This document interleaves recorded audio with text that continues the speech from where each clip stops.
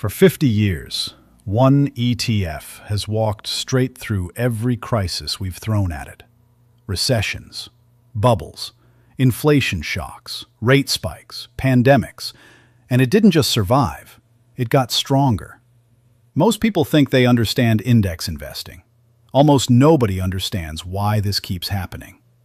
The misunderstandings. People assume the winning ETF must be hidden.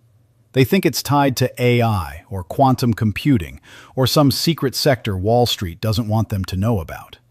Others think timing the market is the key. Buy the dip, sell before the crash, wait for the perfect moment.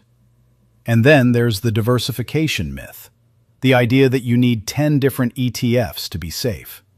None of that explains why one simple index fund has outperformed 90% of professional managers for 15 straight years.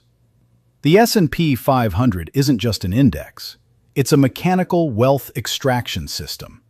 Every time someone panic sells during a crash, the index doesn't react. It doesn't flinch. It doesn't try to outsmart anything. It just keeps holding the same 500 companies in the same proportions.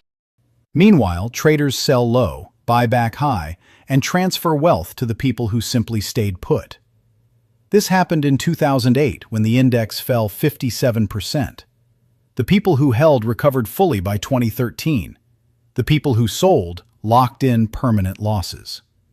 As of 2025, over $14 trillion is benchmarked to the S&P 500.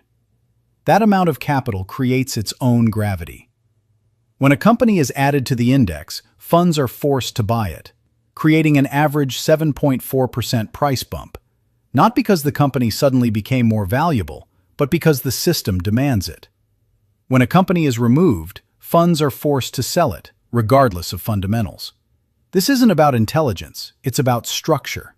92% of large-cap active managers underperform the S&P 500 over 15 years.